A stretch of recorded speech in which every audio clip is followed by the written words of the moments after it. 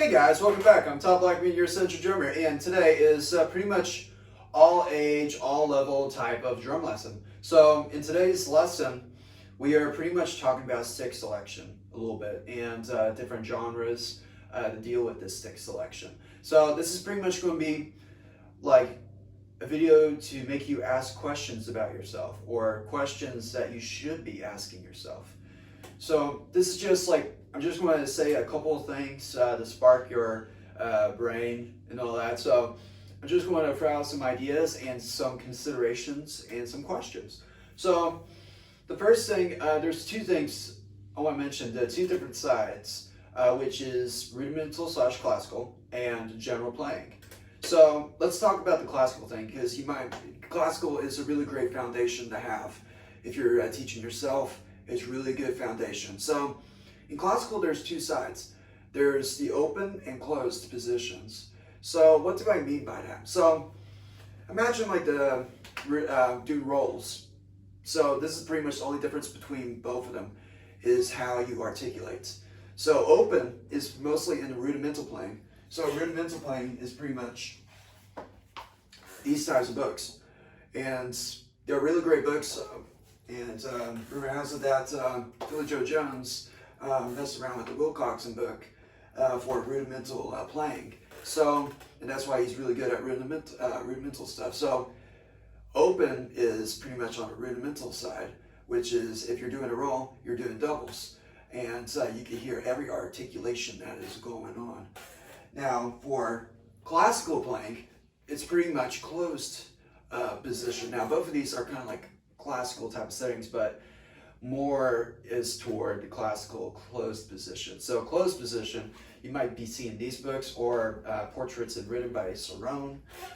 These are really great books for closed position. Now when you do a roll for a closed position, it is pretty much like a buzz to where it's like zzz and all that, multiple bounces. Not double, but multiple bounces where it's like sometimes there's 3, sometimes there's 4, and it's very hard to articulate. So closed is pretty much, it's not done on purpose and all that. You're just hoping for the best a little bit, but that's a bad idea to think about.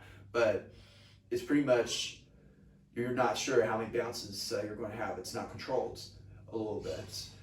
So these are pretty much the differences between open and closed playing in classical. So in stick selection, there are several sticks you can consider. Now, rudimental playing, I always recommend these REMO sticks, the Able Concert REMO sticks. And I'll put a link in the description below where to get these. And I'm hoping that these are not rare sticks. I'm hoping not. But I got these in, I think 2016, sorry, 2020 right now. And these sticks they should last you a lifetime, because these sticks are not for drum set playing. And you can tell by how it's made, how thick it is, and how it's designed. So rudimental playing versus drum set playing is totally different. So I'm going to explain why. When you play with rudimental sticks, this is stick health, all right? This is about stick health. So what's going to happen is if you use this as a drumstick, these sticks I think were worth $50, and if you just play it as a normal drumstick and not as a rudimental stick, the weight, every time you crash on the cymbal, it's going to leave a dent and it's actually going to lose weight. So if you play with this and it loses weight, then it's kind of like playing with one hand a wooden stick and the other hand a nylon stick. And if you do a buzz roll or if you do singles or rudiments, there's going to be a very noticeable difference. So weight is important because it's a part of you, and you want to lose weight on your stick. So that's really important for stick health, is to make sure that your stick, you have a purpose for it. And my purpose for these sticks is not for drum set playing, but for rudimental playing or just general practice. So these are really great sticks, and they are not for drum set type of stuff. These are just for warming up, practicing, and I don't know what I'm doing French grip, there you go.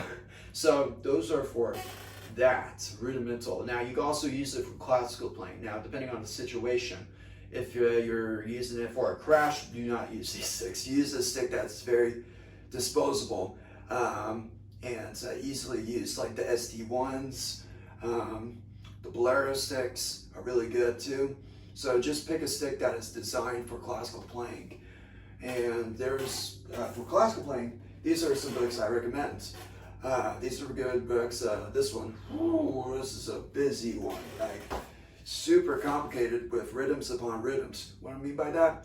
Triplets within triplets, and sometimes the triplets within triplets have 16 triplets inside of it. So it's really complex with rhythms. So these are some rhythms you might never see in your life when you're playing actual pieces, because composers don't even think about those things. And you might never see this in life, but it's good stuff to use. It might be really great stuff for drum set solos playing and to incorporate. So those are the differences between the rudimental and classical, and I recommend 2 different sticks for those. But if you only have these sticks for classical playing, then do it. It's really great sticks, has really great balance for me. Now, if it's not, if you don't like these sticks and all that, then I'm sorry, you can't get your money back. I don't know. But another stick I recommend is from Innovative Percussion, James Campbell drumstick. Those are really great sticks. Those were the first sticks I actually used, and I still have them to this day, and they're really great. So next thing I want to mention, like, that's pretty much all rudimental and classical type of stuff that's going on. So make sure that you treat your sticks very well. Some teachers are like, why is your drumstick all chopped up and all that? Some drum teachers are like that, to where that if your sticks are like very messy and it looks like it had a rough day, then your teachers are going to have a rough day for you. So I'm just warning you and all that. Make sure that your drumsticks are perfectly well, and it kind of says a little bit about you sometimes. Like, your drumsticks are like super worn out. It's like, whoa, what's going on? And all that with your drumsticks. Are you okay? It's like, yeah, I'm okay. It's like, your drumsticks don't.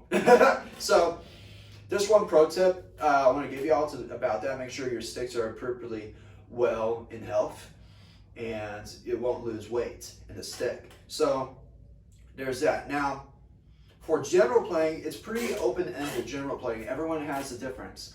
Now, in my preference, the perfect stick, and this is not kind of like it's an intentional slogan from Victor, the perfect pair for y'all is many different considerations. To me, you should consider the perfect drumstick based on your arm, your mass, your body weight, how tall you are, and these are some considerations. My favorite pair to use is pretty much the Modern Jazz Collection. It's my favorite pair. I'm 6'3", and I feel like that stick is perfect for me.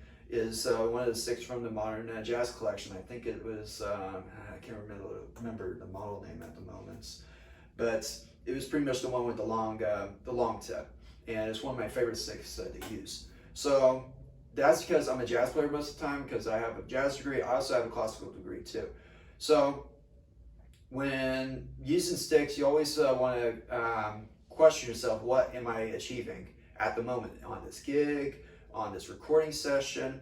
Because there's a big difference. Once you get more musically inclined, more in-depth in the musical language, you start to feel the music, you start to hear certain things that a normal person would not hear. So you start to develop that, and it's really, really important to hear these things. So if you're using like a long tip, you might hear some things that's a small bead tip that you might not hear. And it's about how much it's like penetrating a little bit. So a long taper might contact this much on the cymbal, but a bead might just contact this much. So that's a little bit of theory on how the tip matters of the drumstick. Now the shaft also too matters too as well. So there's all these things to consider about just general playing. Now, you can't go wrong with 5Bs in my opinion, but sometimes there's certain situations where it's like a jazz thing. It's like, okay, I need something a little brighter, or I need something very mellow, or the room is way too weird. There's certain scenarios where certain drum sets and certain rooms, like if you're doing with a concert room that is like full concrete, or there's just something odd about the room where it's like someone designed a room and they just hired somebody, and it was like, there's something odd about this room, like not proper engineers or architects making the room. So it's really important that if you are that person, make sure the room is perfectly designed to your satisfaction and all that. Make sure there's no weird stuff, weird echoes, weird frequencies going on in the room, and that happens a lot. So with the sticks, you always, one time when I was in Texas State University, it was a jazz concert, and so we actually had a Yamaha drum set. And so nothing bad about Yamaha, but for that room, it didn't suit well. So I had to use my root sticks, and for a jazz thing, that's like, okay, that's kind of odd to use root sticks for a jazz thing, but hear me out, it actually worked. All the teacher was like, wow, that was a really great musical choice you did. So sticks, it's a part of you. It's a musical choice to do. So it's really important to have that musical option and actually read the room. Where are you? And figure out what is the best stick selection for this moment. So this is really a consideration. This is a question that you should be asking yourself. What kind of stick should I be using in this scenario? So it's really important to ask yourself that, because that's going to help you in the long run a lot. And this question I ask myself all the time whenever I'm in a new room, because when I was at San Jack, the room was like, whew, very interesting. And all the teachers do not like that recital hall room at all, because it was just so mysterious. It's like there's some sounds coming out. It's like, what sound is that? That's not natural. So it's not talking bad about it. It's just there's something going on in the room. So, but Texas State was kind of like a little bit of the same, but it's not as bad. But there was still some things going on. So always consider the room that you are in when you're doing stick selection. So for me, it was the root sticks, but sometimes I was like, you know what, I'm actually at that point where I could do the Count Basie dynamic, to where you have huge contrast to where it's like very soft and bang and all that type of thing. So always consider with your drumstick selection about the room. So that's pretty much everything I could give to y'all about this stick selection. So just pay attention to what the genre you're doing, where it's like a ballad, you can use brushes, or you can use root sticks, or you can actually do normal drumsticks, but it depends on what you know, what's your vocabulary, who you've been listening to, who's your daddy, and there's a long story about who's your daddy and all that. It's basically, who do you listen to? It's a jazz thing. So that's pretty much it with all this knowledge. You learned about rudimental stuff, you learned about the classical, general playing, and certain pro tips that I've accumulated over the way about stick selection and how it's really important. So I think that's pretty much it for today's video, guys. So what are you still doing here? I'm just kidding, guys. So don't forget to comment, like, subscribe, and I'll see y'all in the next video. Yeah, cheers.